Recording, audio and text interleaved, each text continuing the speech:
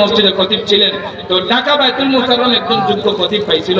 আর এইবার এসে আলহামদুলিল্লাহ আপনাদের ভাগ্য ভালো, আপনাদের আশপাশেই শুনছি বাড়ি হযরত মাওলানা আব্দুল মালিক সাহেব দামাত বারাকাতুহুম, উনিও আপনাদের ঢাকা। আরে পুরা দুনিয়ার মধ্যে যদি 10 আলিমকে এক জায়গায় একত্রিত করা হয়, আব্দুল মালিক সাহেব একজন। আব্দুল মালিক সাহেব একজন। পুরা দুনিয়ার মধ্যে যদি 10 জন মুহাদ্দিসকে এক জায়গায় একত্রিত করা হয়, আব্দুল মালিক সাহেব একজন। মনে রাখবেন আপনাদের এই সন্তানের ওই বেশভূষা নাই, দুনিয়ার মধ্যে তেমন চলাফেরা নাই, স্বাভাবিক এখনো 60-70 টাকা দামের প্লাস্টিকের একটা জুতা পরে। আরে ঢাকা বাইতুল মুকাররম পুলিশ প্রোটোকলে ওখানে যাওয়ার কথা, উনি বলে কিছুই লাগবে না।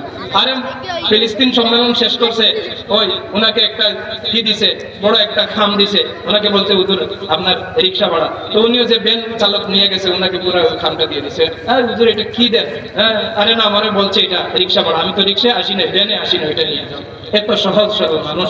আমি গত অক্টোবরে ওনার সাথে দেখা করতে গেছিলাম, যখন বললাম আপনি যে উস্তাদের কাছে পড়ছেন, আমরা হাটাজারি মাদ্রাসায় পড়ছি, মুফতি আব্দুল সালাম চাটগামি রাহিমাহুল্লাহ তাআলা আনহু, ওনার কাছে আমরা হাদিসের আবু দাউদ শরীফ পড়ছি, তাহাবি শরীফ পড়ছি। উনি পড়ছেন বিন্নুরি টাউন করাচি, ওই করাচি বিন্নুরি টাউন করাচির প্রধান মুফতি ছিলেন 31 বছর আব্দুল সালাম চাটগামি, ওইখানে উনি ইফতা পড়ছেন মুফতি আব্দুল মালিক সাহেব। যখন আমি বললাম যে হুজুর আমি তো চাটগামি হুজুরের ছাত্র, তখন বসা ছিলেন, দাঁড়াইয়া গেছেন। এই আব্দুল মালিক সাহেব বসা ছিলেন, দাঁড়াইয়া গেছেন।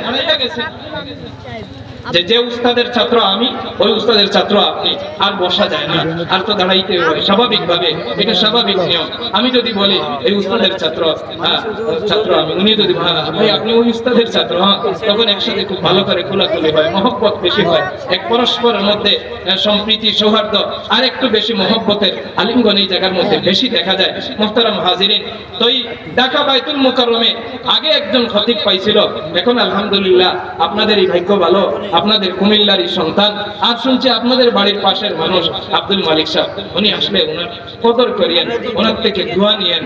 আরে অনেক বড় উঁচু মাপের আলহামদুলিল্লাহ। মুহতারাম হাজিরিন, যে কথা বলতেছিলাম, আল্লাহ যদি আপনার তকদিরে রাখে, আপনার নসিবে যদি রাখে, তো দেখবেন আপনার এখান থেকে আব্দুল মালিক সাহেব দামাত বারাকাতুহুমের একটা কথা বলতেছিলাম, যে উনি একবার হজের সফরে যাইতেছেন। হজের সফরে যাওয়ার সময় তো যে ড্রাইভার আছে, ওই ড্রাইভার ছিল ভিনদেশী।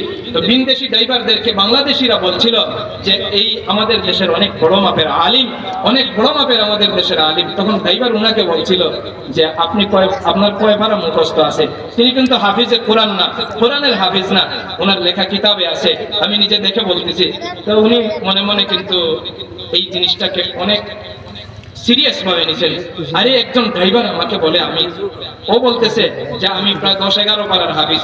তখন সেই বয়সে আব্দুল মালিক সাহেব নিয়ত করছেন যে না, আমি কোরআনের একটা অংশ মুখস্থ করব ইনশাআল্লাহ, কোরআনের একটা অংশ মুখস্থ করব। এখন এসে তিনি ওই মুহাম্মদ বিন আওয়ামা এই উনার কিতাবের মুকদ্দিমার মধ্যে লিখতেছেন, আলহামদুলিল্লাহ আমার এখন কোরআনের বিশেষ একটা অংশ মুখস্থ হয়ে গেছে। সুবহানাল্লাহ। আপনার বাচ্চা এখানে